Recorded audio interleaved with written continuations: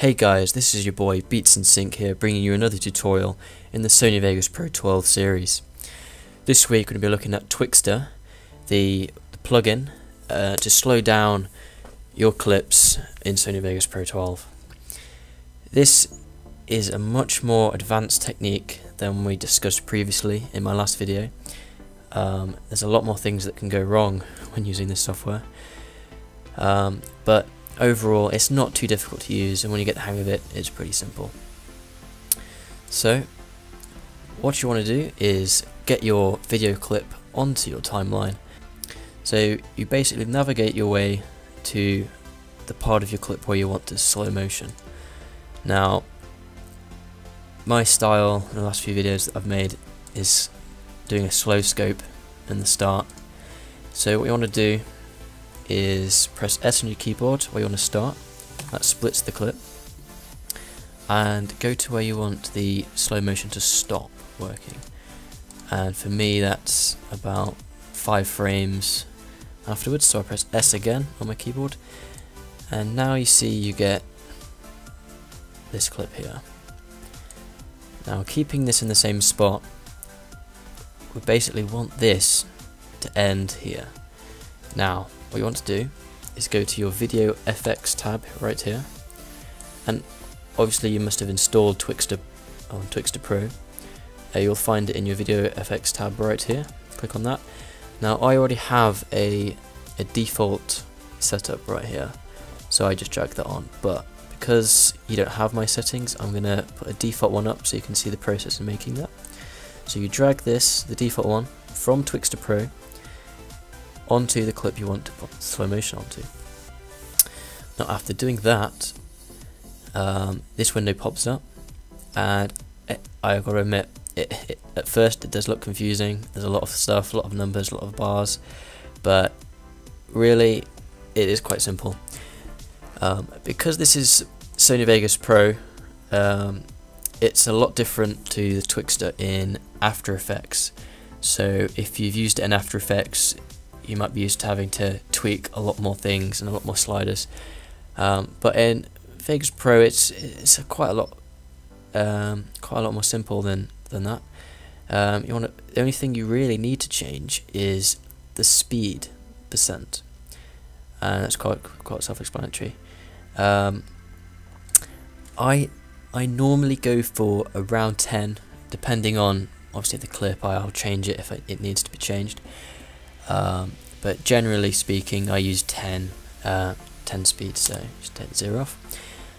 This is only because I have 30-second frame per clips, and if you don't know what frame per second your clip is, it's displayed just under the preview bar right here on the bottom left.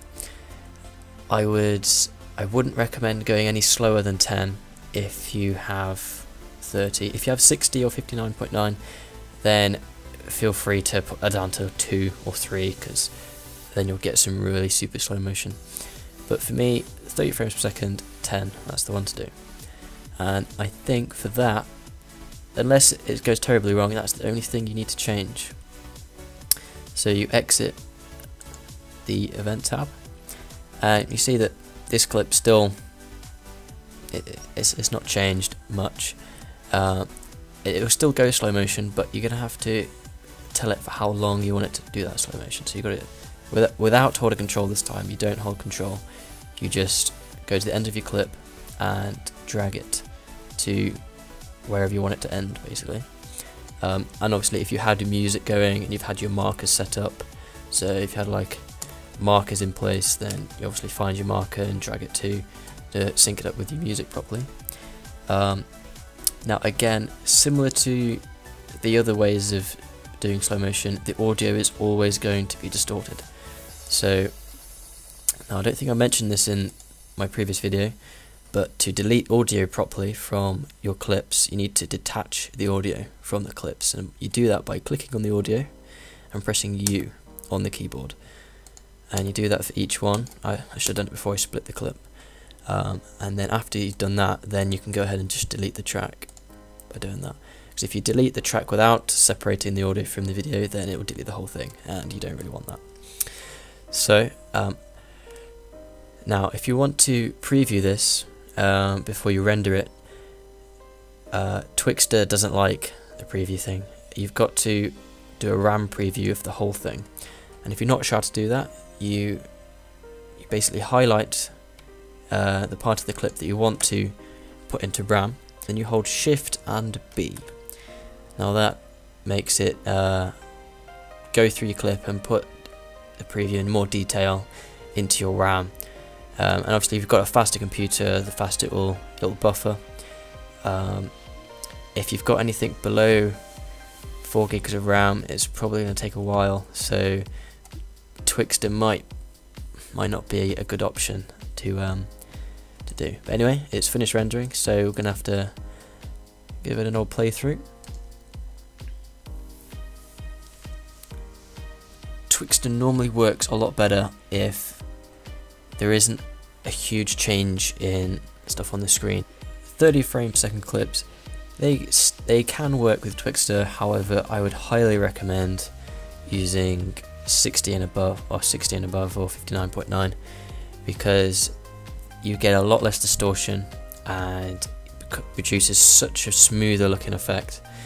But I can only record in 30 frames per second, and I'm sure a lot of other people can only do that, so it's just down to experimenting with the effects, coming up with an effect you like. Maybe you like the distortion, maybe it fits in with your music. Right, and that is Twixtor. You obviously get a huge improvement in quality when you use 60 frames per second clips or 59.9, but as I'm using only 30 frames per second clips, the quality is not going to be too great.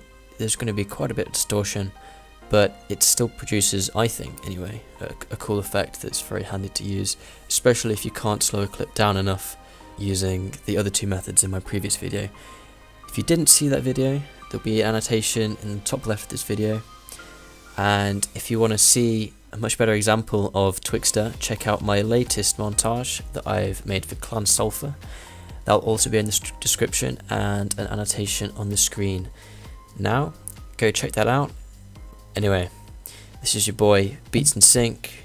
Thanks for watching, and see you next time.